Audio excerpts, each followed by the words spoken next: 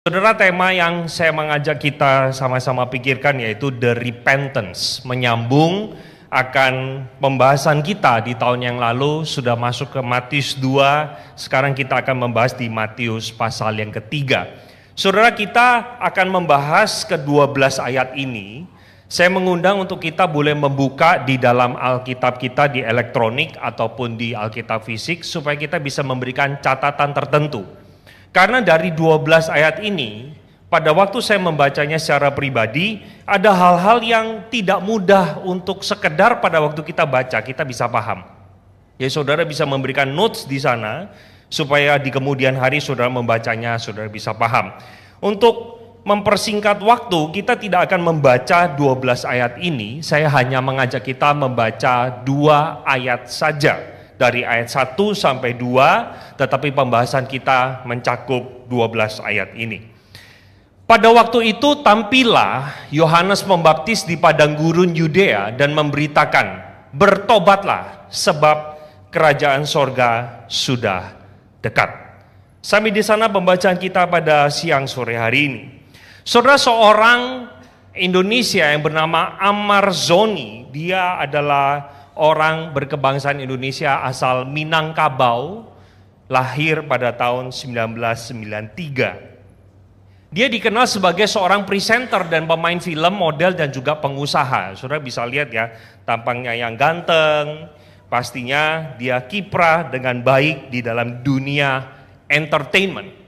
Tetapi saudara, karirnya ini menjadi hancur karena dia menggunakan narkoba di tahun 2017. Dia menggunakan, kalau saya tidak salah ingat, narkoba jenis ganja, kalau nggak salah, seberat 39,1 gram.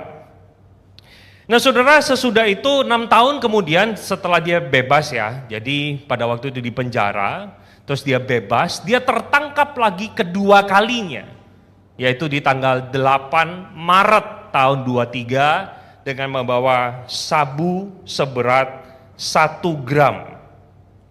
Yang menarik begini saudara, kedua kalinya pada waktu dia ditangkap, dia itu punya satu alasan kenapa dia menggunakan kali kedua. Dia mengatakan bahwa dia itu menggunakannya supaya cepat kurus. Jadi ide yang bodoh saudara ya, ide yang bodoh. Nah lalu sesudah itu saudara, dia itu diundang. Setelah dia itu memakai kedua kalinya, terus lalu dipenjara, di tanggal 27 Oktober kemarin dia bebas, terus dia diundang di dalam sebuah acara podcast terbesar di Indonesia. Saudara bisa tahu, podcast itu diberi judul, yaitu ini, Perdana Keluar Penjara Amar Zoni. Dia diwawancara oleh Deddy Corbuzier di sana, dan dia menyaksikan atau memberitahu kepada penonton yang ada bahwa narkoba tidak ada gunanya. Narkoba itu membawa pengaruh buruk dan seterusnya. Tetapi sangat disayangkan saudara, 2 bulan sesudah itu, di tanggal 12 Desember kemarin, dia tertangkap lagi. Nah pada waktu dia tertangkap, Deddy Corbuzier begitu murka dan marah mengeluarkan video kedua yang memaki-maki dia. Saudara, dari cerita ini saya ingin mengatakan satu kebenaran yang kalayak ramai seakan setuju. Pertobatan itu sia-sia adanya jika tidak disertai dengan perubahan. Dan seringkali saya harus katakan perubahan itu adalah sesuatu yang menyakitkan. Saudara, kita tahu orang-orang yang punya masa lalu dengan narkoba, cara memutus rantai itu tidak mudah. Sehingga biasanya setelah keluar dari rehabilitasi, akan mengumbar sebanyak janji manis. Aku pasti tidak akan lagi ke sana. Narkoba tidak ada gunanya. Tetapi nyatanya yang terjadi tidak demikian. Saudara, saya kira yang namanya kita manusia berdosa terus bergumul dengan yang namanya dosa. Hari ini kita katakan bertobat, bisa jadi di kemudian hari kita melakukan satu kesalahan yang sama. Cuma bedanya kita dengan Amarzoni adalah dosa kita nggak ketahuan. Tapi Tuhan melihat apa yang kita lakukan. Sementara Amarzoni ketahuan sama polisi. Saudara, R.C. Sproul itu mengatakan di dalam sebuah kutipan, dia mengatakan bahwa harga dari satu yang namanya pertobatan itu sangat-sangat menyakitkan. Dan pertobatan yang sejati itu harus terjadinya secara jujur di hadapan Tuhan. Saya harus jujur katakan saudara ya, banyak juga orang Kristen yang punya pandangan yang tidak sama dengan apa yang saya katakan.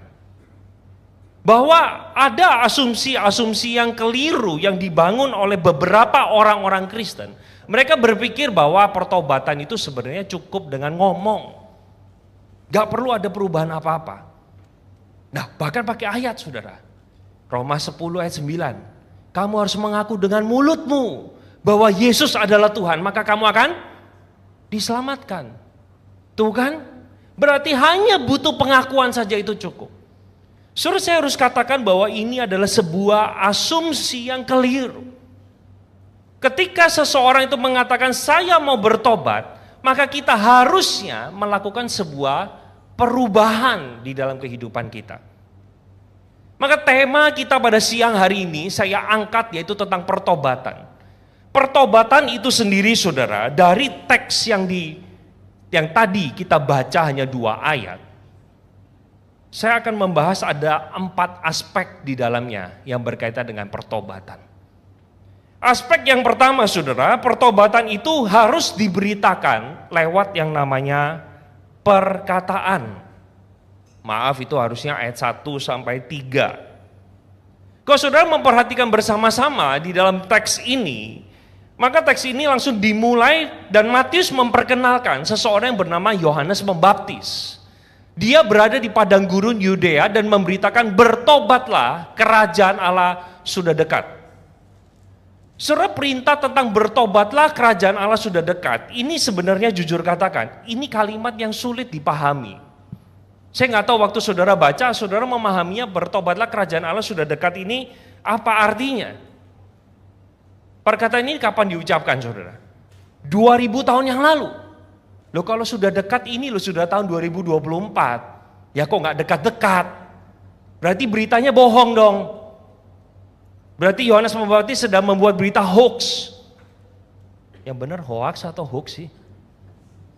Katanya orang kampungan bilangnya hoax gitu. Saudara, apa artinya kerajaan Allah sudah dekat? Saudara, saya harus katakan kerajaan Allah sudah dekat itu kita pahami dengan 2 cara. Yang pertama, kerajaan Allah sudah dekat berbicara tentang Yohanes Pembaptis yang adalah pembuka jalan bagi Yesus. Sehingga dimaksudkan dengan kerajaan Allah yang pertama adalah berbicara tentang Yesus Kristus itu sendiri. Yang membawa kebenaran. Jadi ketika dia katakan bertobatlah, kerajaan Allah atau kerajaan sorga sudah dekat. Artinya Yesus akan datang. Yesus kali pertama akan berjumpa dengan kamu, para pendengarnya pada waktu itu. Dan kerajaan sorga yang kedua memiliki makna, yaitu kerajaan sorga fisik. Yaitu loh yang terbuat dari emas. Kemuliaan Tuhan ada di sana. Satu saat nanti itu akan tiba. Biasanya kita itu kenal di dalam kalangan teolog itu, kita mengenal satu istilah already and not yet. Already-nya Kristus sudah datang kali pertama. Not yet-nya Kristus belum datang kali kedua. Saudara, kita semua ada dalam masa ini menantikan kedatangan Dia kali kedua. Kalau saudara melihat di dalam nubuat perjanjian lama, ada 300, ada ratusan lebih nubuat perjanjian lama. Semuanya digenapi dalam pribadi yang bernama Yesus. Cuma satu yang belum, yaitu the second coming. He will come. Absolutely, sepasti fajar menyingsing, sepasti itulah Kristus akan datang. Nah saudara, menarik sekali, pada waktu Yohanes Pembaptis itu hidup, dia sungguh-sungguh mentaati apa yang dinubuatkan oleh Yesaya. Yesaya bilang begini di dalam ayat 3, sesungguhnya dialah yang dimaksudkan Nabi Yesaya ketika ia berkata, ada suara orang yang berseru-seru di padang gurun, persiapkanlah jalan untuk Tuhan dan luruskanlah jalan baginya. Saudara, saya kagum dan salut sekali dengan sosok Yohanes Pembaptis. Karena dia setia kepada teks itu. Dia setia untuk menjalankan panggilan Tuhan. Dia setia untuk memberitakan yang namanya berita pertobatan atau kita sebut sebagai berita penginjilan. Saudara bayangkan tempatnya saja tidak umum, yaitu padang gurun. Kita ini yang dengerin khotbah di sini aja, yang AC nyaman, suka ngantuk. Apalagi kalau saya ajak kita ke padang gurun gitu. Kebayang, Pak Albert gak salah pilih tempat. Tapi itulah Yohanes Pembaptis. Saya tertarik sekali dengan kehidupannya. Dan itulah pertobatan mencakup 4 aspek. Yang pertama tadi saya sudah jelaskan bahwa diberitakan melalui perkataan. Dan yang kedua itu dinyatakan lewat perbuatan atau perilaku hidup. Tadi kita sudah lihat bersama-sama di dalam ayat yang ketiga bagaimana dia menjalani panggilan Tuhan itu dengan setia. Dan ayat yang keempat mengatakan kepada setiap kita bahwa Yohanes memakai jubah bulu unta dan ikat pinggang kulit dan makanannya belalang dan madu hutan. Saudara, saya ingat sekali pada waktu bulan Agustus pertama, itu bulan ADM, HUT Gereja GKI Singapura. Saya mengkhotbahkan juga Yohanes Pembaptis. Dan pada waktu itu saya katakan bahwa belalang yang dimaksud itu bukan belalang hewan, tetapi belalang tumbuhan, bentuknya itu kayak begini. Tapi warna hijau. Nah, cuma saya akhirnya ada masukan dari jemaat yang mengatakan belum tentu juga loh. Setelah saya menyelidiki lebih lanjut, saya menemukan ternyata belalang makanan itu tidak bukan sesuatu yang tidak halal. Itu bisa dimakan. Jadi yang mana sebenarnya saya juga kurang tahu, nanti kita di surga tanya ya. Kalau masuk surga kita tanya sama Yohanes Pembaptis ya. Belalang kamu makannya itu kayak yang kita digoreng apa enggak gitu. Saudara tentunya bukan yang digoreng ya kayak kita ya. Saudara maksudnya di dalam ayat 4 menunjukkan bahwa hidupnya Yohanes Pembaptis itu adalah sederhana. Sederhana. Dia menyatakan pemberitaan di dalam perkataan yaitu bertobatlah. Tapi di sisi yang lain dia menunjukkan kehidupan yang sederhana. Saudara kebayang nggak kalau misalnya Yohanes Pembaptis itu beritanya bertobatlah kerajaan Allah sudah dekat. Tapi dia itu kalau jalan 5 jarinya itu apa sih, cincinnya emas semua berlian. Dia nggak berani senyum saudara. Kalau ngomong itu mulutnya ditutup. Karena waktu berseri, gitu, kuning semuanya, emas. Saudara kira-kira kalau dia itu memberitakan pelayanannya seperti itu, apakah akan ada banyak orang yang datang? I don't think so. I don't think so. Alkitab katakan dan lanjutkan di dalam bagian ini, kalau terjemahan Indonesia dipakai kata maka. Tapi di dalam terjemahan bahasa aslinya atau beberapa terjemahan bahasa Inggris dikatakan at that time. Pada saat itulah, pada saat apa? Pada saat Yohanes Pembaptis memberitakan berita pertobatan, di sisi yang lain dia punya hidup yang sederhana. Hidup dan beritanya sejalan. At that time, orang banyak datang untuk mengaku dosa dan memberi diri dibaptis. Saudara, apa yang saya mau katakan dari bagian ini? Ketika seorang rohaniwan memiliki pengajaran dan kehidupan yang sejalan, yang tidak bertolak belakang, yang tidak dolak-dalik perkataannya, maka itu akan mengundang mereka, orang banyak untuk tertarik mengikut kepada Yesus. Waktu saya membersihkan bagian ini, saya nggak tahu saudara apakah terpapar dengan informasi dari Instagram, salah satu akun yang berjudul Pastor in Style.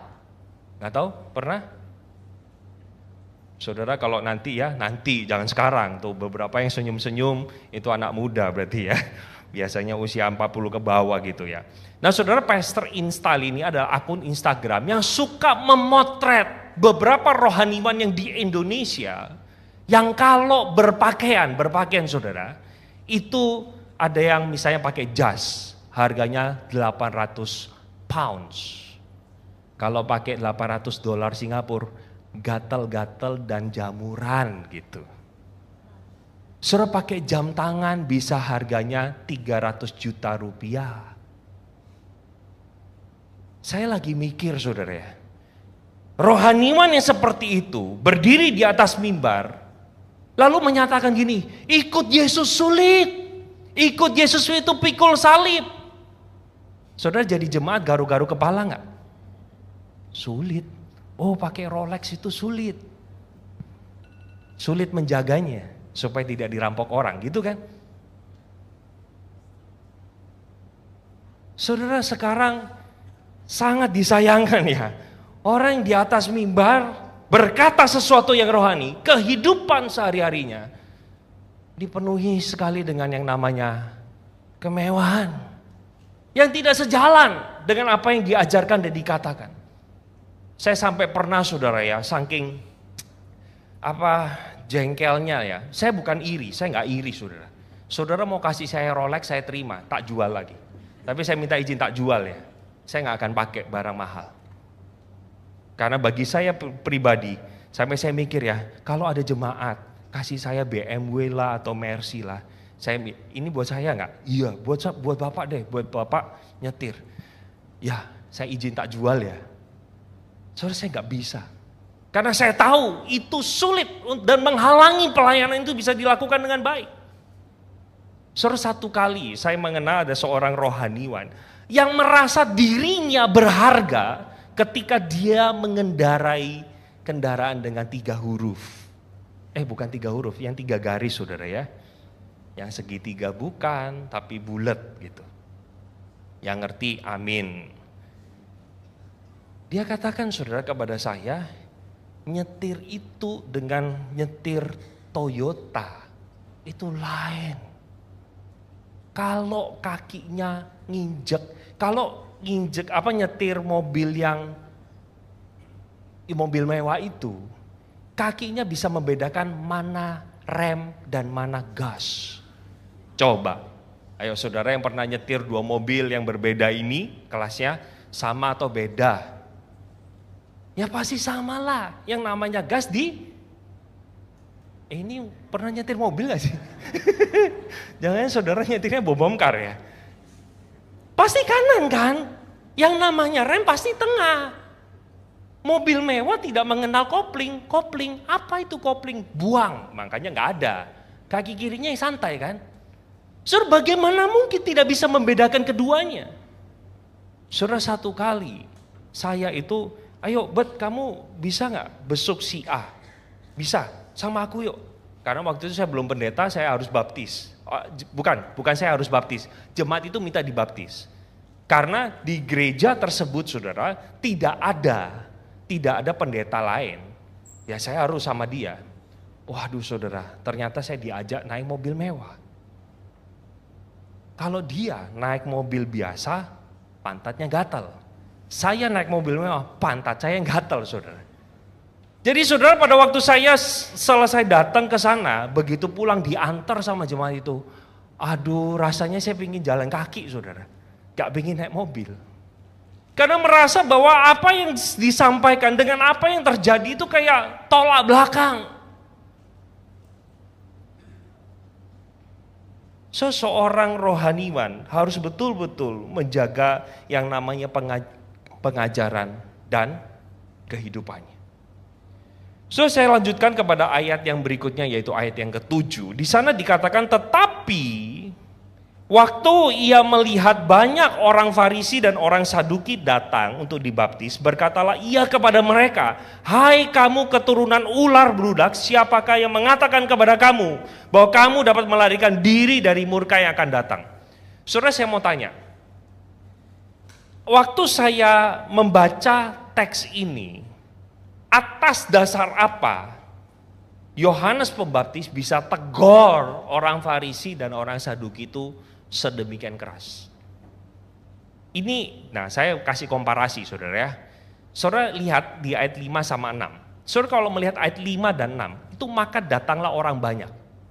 Dari Yerusalem, dari seluruh Yudea, dari daerah sekitarnya. Lalu sambil mengaku dosa mereka dibaptis. Nah ini kan sama-sama datang nih. Yang satunya bukan orang Farisi, yang satunya orang Farisi. Yang satunya bukan orang Saduki, yang satunya orang Saduki. Saya mau tanya, kenapa yang Saduki sama Farisi ditolak? Tolaknya langsung.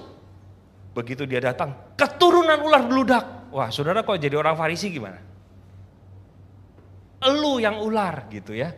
Mata lu gak bisa lihat ini orang. Kami bukan paisucen gitu. Nah yang ketawa tahu tuh legenda ular putih ya saudara ya. Saya ini bukan ular. Kenapa kamu katakan ular? Kenapa saya tidak boleh dibaptis? Saudara saya jujur katakan pada waktu saya mempersiapkan ini saya juga bingung. Loh kok enak banget ya Yohanes Pembaptis bisa ngomong ular sembarangan kepada orang sembarangan. Apakah Yohanes Pembaptis tidak tahu orang Farisi itu siapa? Nah saudara kalau kita melihat dalam bagian ini, maka perbedaan signifikan di antara dua kelompok ini adalah terletak pada mengaku dosa. Orang banyak datang kepada Yohanes Pembaptis, mereka bertobat mengaku dosa mereka. Sementara orang-orang Farisi ini hanya mau terima baptisan, tidak mau bertobat. Tidak mau mengaku segala dosa mereka. Taunya dari mana? Nah, taunya memang sebenarnya saya membaca beberapa komentari, saudara. Saya beritahu dulu alasan kenapa Yohanes Pembaptis menegur seperti itu. Yang pertama, saudara, karena orang Farisi dan orang Saduki itu tidak mau bertobat dari dosa mereka. Karena kiprahnya mereka itu selalu cari gara-gara sama orang-orang yang lagi naik daun. Nanti saudara akan melihat di dalam teks-teks berikutnya, ketika Yohanes Pembaptis naik daun, itu orang Farisi dan Saduki datang, gangguin, quote and quote, gangguin.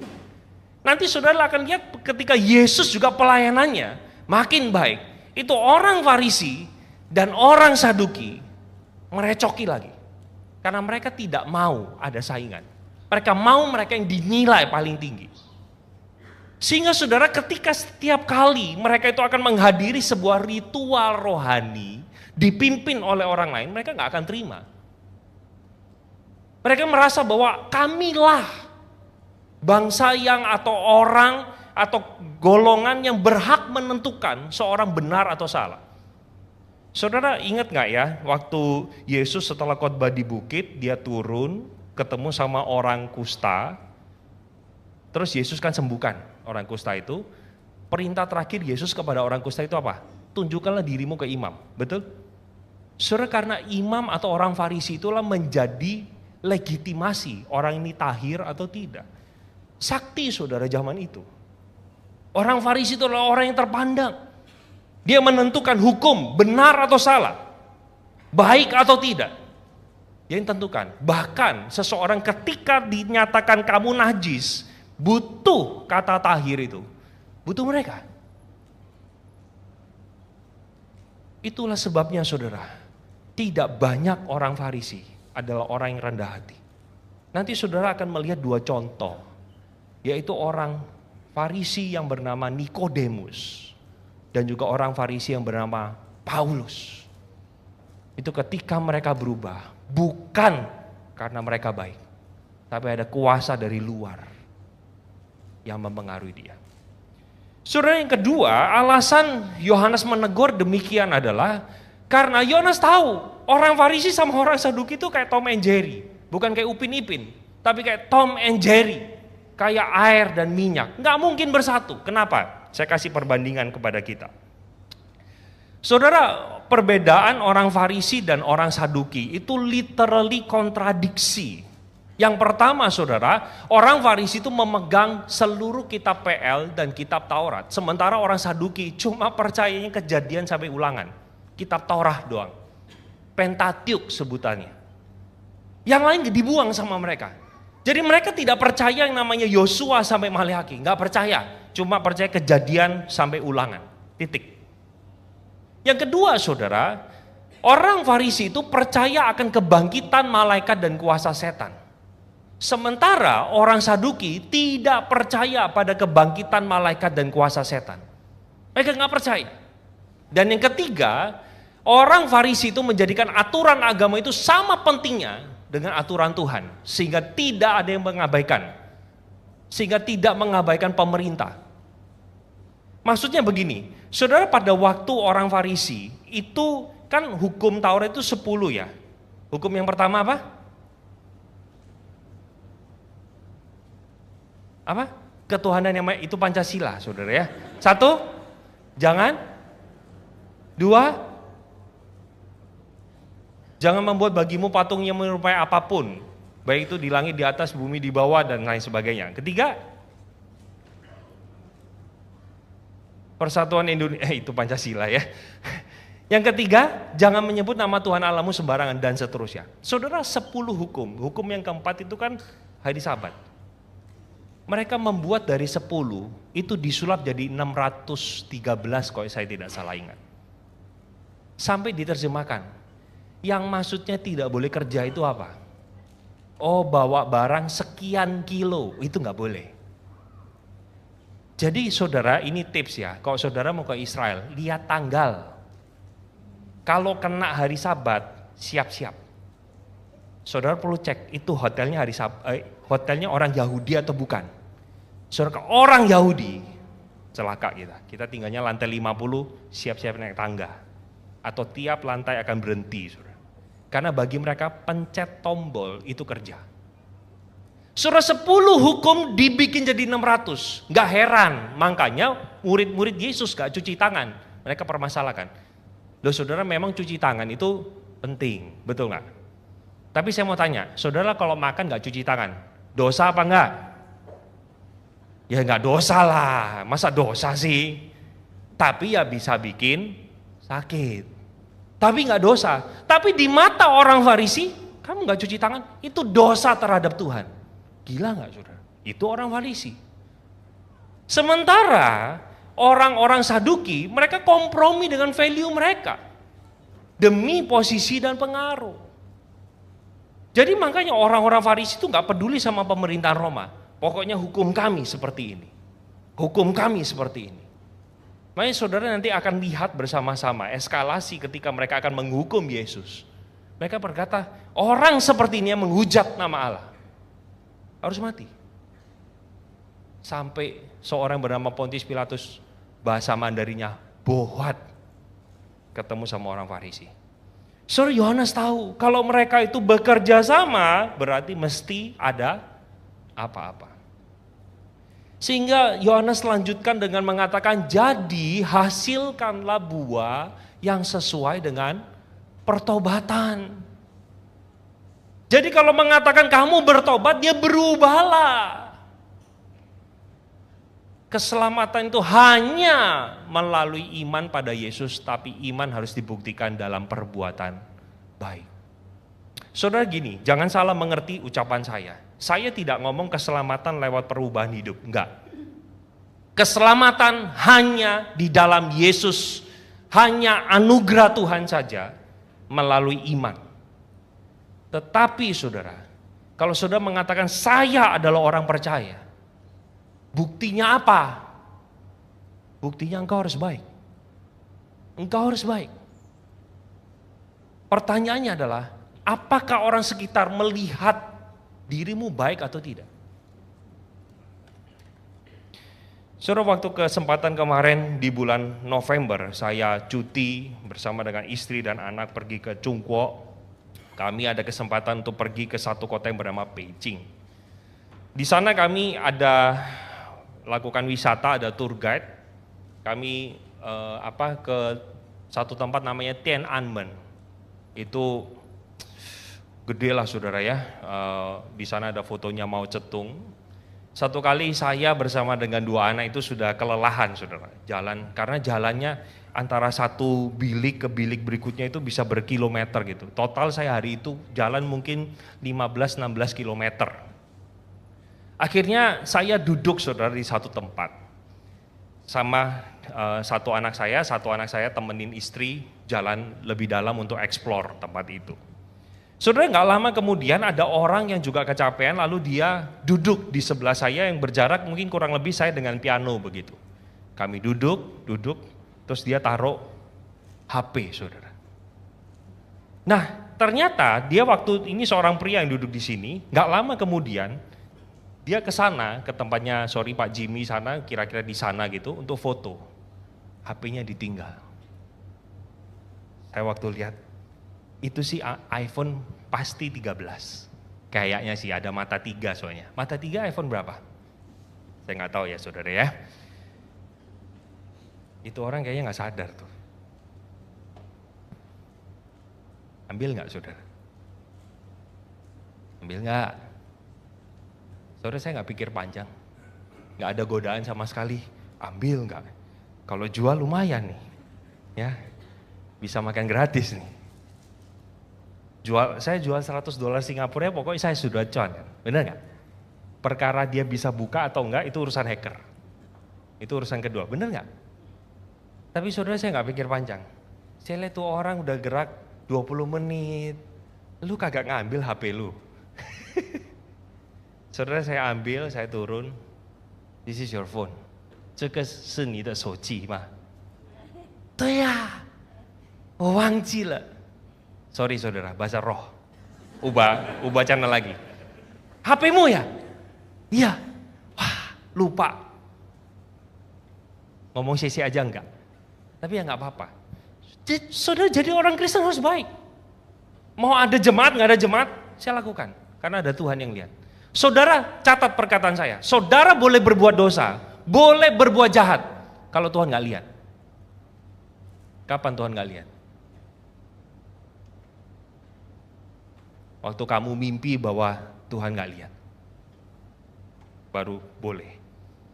Saudara, yang saya katakan adalah, ketika kita mengatakan saya anak Tuhan, buktinya apa? Buktinya tunjukkanlah di dalam perbuatan baikmu. Saya tidak mengatakan perbuatan baik adalah jalan keselamatan, tidak. Sehingga ketika saya katakan keselamatan hanya lewat anugerah, kita diingatkan. Tandanya kita diselamatkan. Ada perbuatan baik kita yang ditunjukkan lewat kata-kata, lewat perbuatan, lewat pikiran, lewat keputusan, lewat kehidupan. Kita lanjutkan saudara. Kita sudah lihat bersama-sama dua aspek. Kita lihat sekarang aspek yang ketiga. Pertobatan mencakup aspek yang ketiga adalah diubahnya cara berpikir seseorang. Surah ayat ini dilanjutkan pada ayat 9. Dan Yohanes menegur orang-orang Farisi dan orang Saduki mengatakan, dan janganlah mengira bahwa kamu dapat berkata dalam hatimu. Hati itu adalah pikiran. Bahwa apa? Abraham adalah bapak kami. Karena aku berkata kepadamu, Allah dapat menjadikan anak-anak bagi Abraham dari batu-batu ini. Saudara, orang-orang Farisi dan orang-orang Saduki, kenapa dia orangnya jadi songong? Songong itu adalah sombong. Kenapa? Karena mereka berpikir, ya hidup pokoknya saya anak Abraham. Saya anak Abraham pasti selamat. Saudara, itu pikiran mereka. Dia berpikir pokoknya asal aku adalah garis keturunan Daud, mesti selamat. Jadi buat dosa sembarangan, gak jadi soal.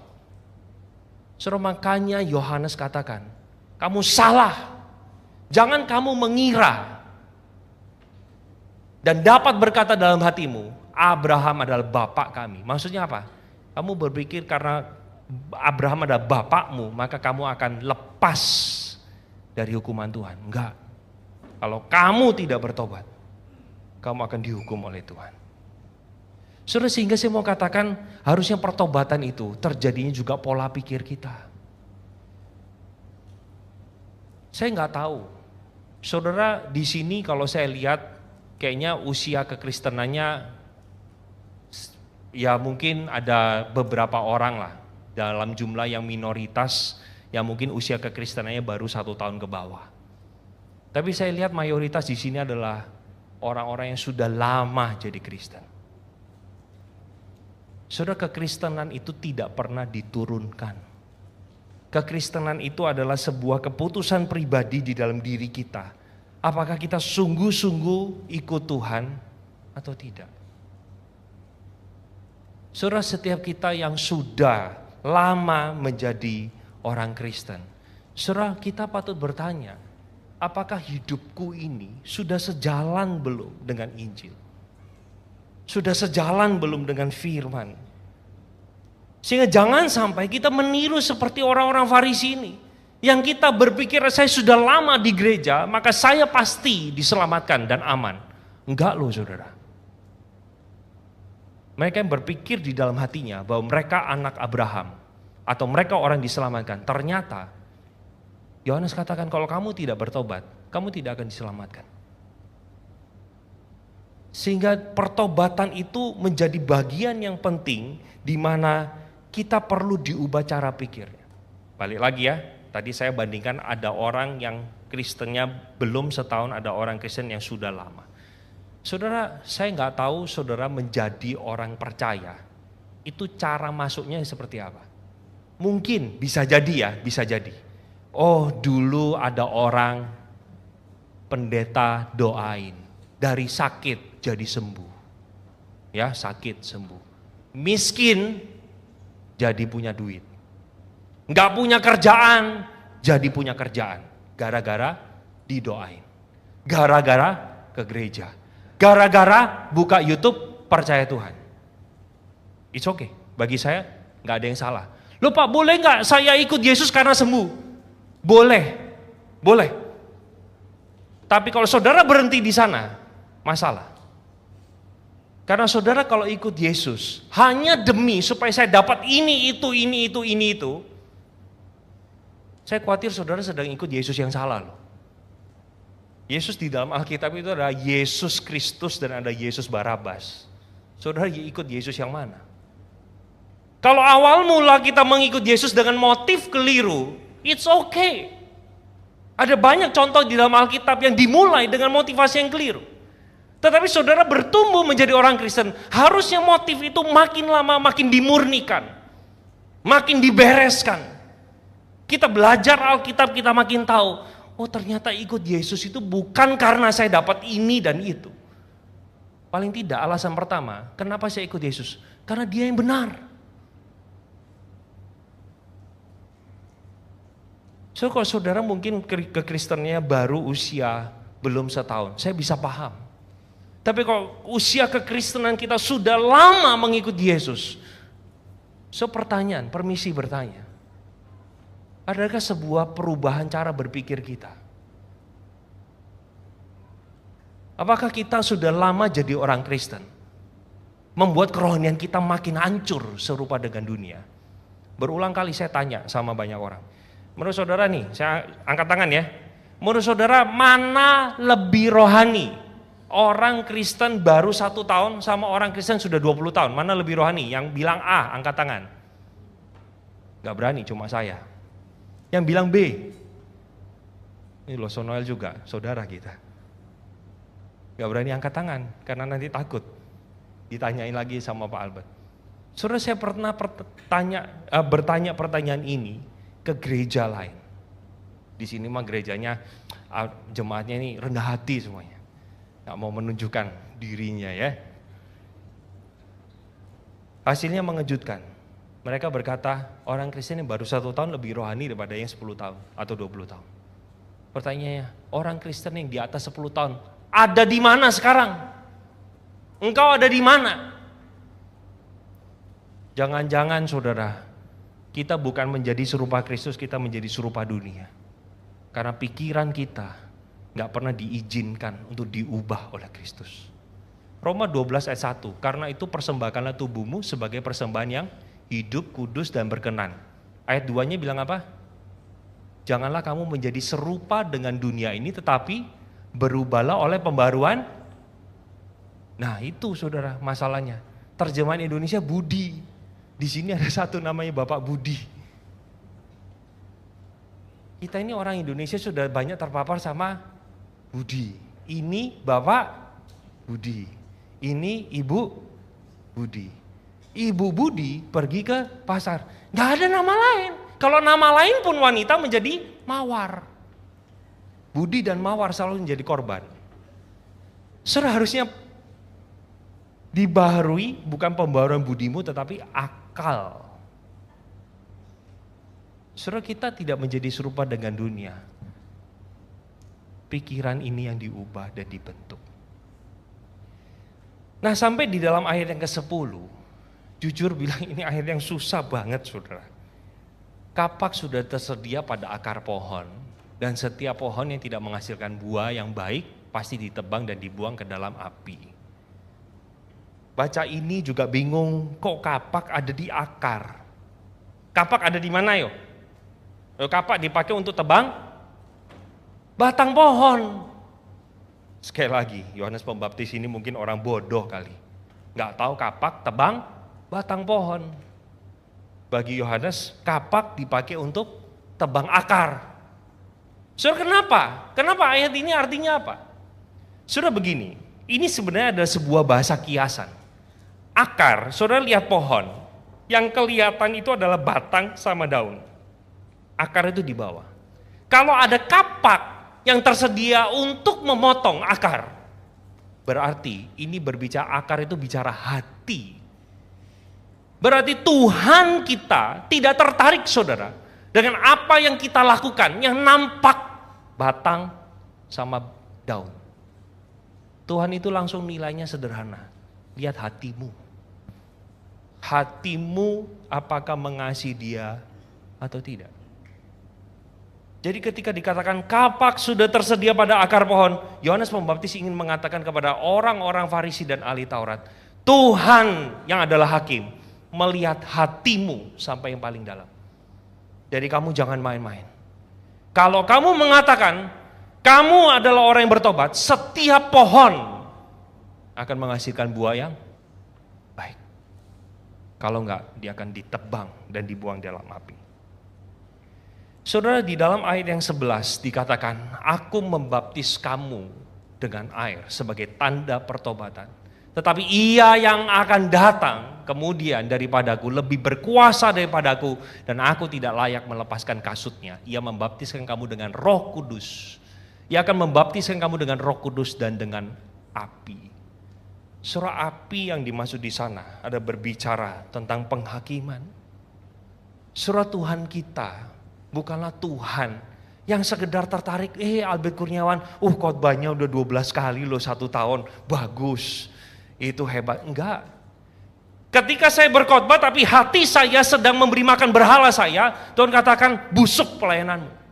Bukankah itu yang Tuhan hinakan bukan kepada kaum Israel? Di dalam kitab Amos, kamu datang kepadaku dengan persembahan yang harum, dengan kurban-kurban bakaran, tetapi hatimu jauh daripadaku. Maksudnya apa hatimu jauh daripadaku? Mereka cuma ingat Tuhan hari Minggu. Di dalam hari beribadah, hari Sabat. Di luar itu hidupnya maksiat. Itu sebabnya Tuhan katakan, hatimu jauh daripadaku. Saudara, ketika setiap kita membuka hati, mengundang Yesus masuk dalam hidup kita, di sanalah ada Allah Roh Kudus. Dan Allah Roh Kudus punya peranan juga seperti api yang menghakimi kita, yang remind engkau dan saya. Saudara, saya bukan hakim yang bisa menilai hati saudara. Biarkan itu, saya berikan ruang Tuhan yang menilai setiap perbuatan kita. Saya gak berhak saudara untuk menilai saudara ibadahnya benar atau salah. Saudara kasih persembahannya itu benar atau salah. Saudara pelayanannya dengan hati yang benar atau salah. Enggak, saya tidak berhak menilai apapun. Berbicara soal hati ya. Tidak berhak. Tuhanlah yang harusnya menilai kita. Saudara, bagian yang terakhir, pertobatan tidak hanya mencakup 3 aspek ini saja. Bukan hanya lewat diberitakan lewat perkataan, bukan hanya dinyatakan lewat perbuatan, bukan hanya diubah cara berpikirnya, tetapi yang terakhir, diberikan limitasi waktu. Saudara, Allah itu kasih. Tapi jangan lupa dia juga adil adanya. So ditutup dengan ayat 12. Alat penampi sudah di tangannya. Ia akan membersihkan tempat pengirikan dan mengumpulkan gandumnya ke dalam lumbung. Tetapi debu jerami akan dibakarnya dalam api yang tidak terpadamkan. Saudara yang tahu alat penampi? Yang digini ya saudara ya? Yang dilempar-lempar begitu? Bukan. Atau apa? Bukan itu saudara ya, alat penampi itu bukan itu. Ada yang tahu? Kalau nanti tahu saudara tanpa googling ya, soalnya jemaat mulai tunduk-tunduk kepala, saya tahu. Ya. Alat penampi itu saudara bentuknya seperti ini. Hah? Ini kan garukan untuk kalau gatal di belakang Pak? Bukan saudara ya. Alat ini dipakai seperti ini. Jadi ada jerami yang terkumpul, lalu tunggu angin lewat, lalu dilempar. Nah begitu debu jerami yang tidak dibutuhkan akan terbawa angin. Jadi gitu-gitu terus. Jadi alat penampi sudah ada di tangannya, ia akan membersihkan tempat pengirikannya dan mengumpulkan gandumnya ke dalam lumbung. Tetapi debu jerami itu akan dibakarnya. Maksudnya dia akan memisahkan saudara yang namanya palsu dengan yang asli. Yang namanya orang Kristen yang benar dengan yang tidak. Sedang diperhadapkan di depan Yohanes Pembaptis. Ada orang yang bertobat benar, ada orang bertobat palsu. Alat penampi sudah ada di tangannya. Dan Tuhan yang memegang itu. Bukan manusia. Saudara kalau manusia itu, saudara pernah menghadiri atau ngikutin di televisi itu upacara persidangan dari Jessica Mirna. Ya ampun, pertama ikut, kedua ikut, saya habis itu bosen, belenek saudara. Kenapa? Lama banget. Kalau Tuhan saudara melihat manusia, gak usah. Albert gak usah ngomong, diam.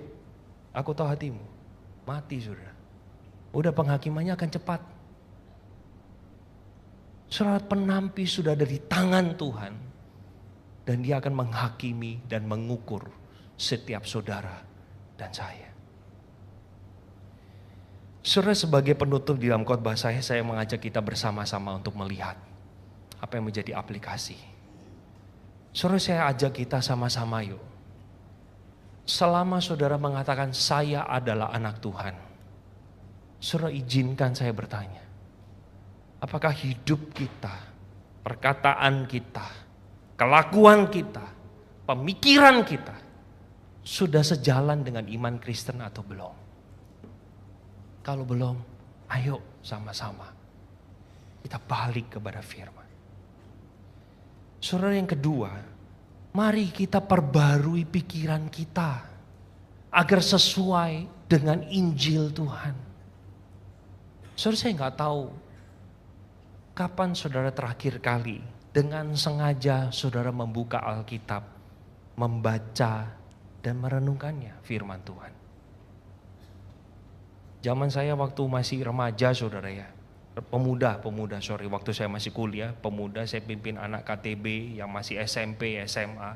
Saya tanya udah saat teduh belum kamu? Waduh kok nggak bisa saat teduh, bahanku nggak ada. Saya bilang, salah kamu pikirnya. Kalau kamu pikir kamu saat teduh itu karena gak ada bahan, itu salah. Berarti kamu baca bahan gak baca Alkitab. Baca Alkitabnya.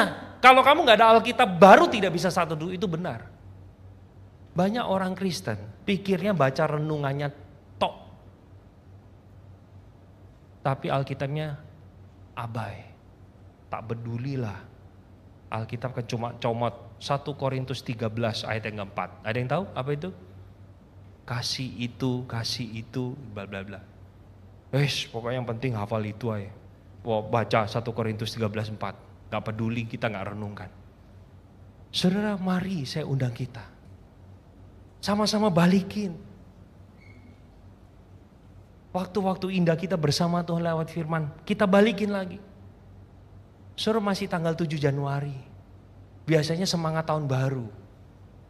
Semangat baru. Mau baca Alkitab. Saya undang, ayo sama-sama. Sama-sama. Bangun lagi persekutuan kita dengan Tuhan di dalam doa dan firman. Dan yang terakhir adalah kita harus ingat saudara, segala sesuatu ada batasnya, ada waktu limitnya. Saudara, hari ini kalau kita bersama-sama boleh datang ke tempat ini untuk melayani, untuk beribadah, kita menyembah Dia. Saudara, itu adalah satu waktu anugerah bagi saudara dan saya. Setiap kali kalau saya ada di sebelah ruang konsistori sebelum kita bersama-sama melayani Tuhan, doa saya satu, Tuhan, biar setiap kami, termasuk saya, bisa mengalami sebuah perjumpaan dengan Tuhan di dalam ibadah, yaitu pujian dan firman. Saudara, orang Injili itu penyakitnya apa? Pikirannya kalau belum khotbah belum mulai. Jadi kalau udah misalnya 2:30 wah puji Tuhan gak telat, soalnya belum khotbah. Dan ukurannya belum khotbah, saudara. Padahal ibadah sudah dimulai, Tuhan mengundang kita dari sejak pujian. Saudara, mari kita bersama-sama. Kalau kita mengatakan saya adalah anak Tuhan, saya adalah murid Kristus, mari kita bersama-sama perbaiki relasi kita dengan Tuhan, perbaiki motivasi kita, dan kita hidup sejalan dengan iman Kristen.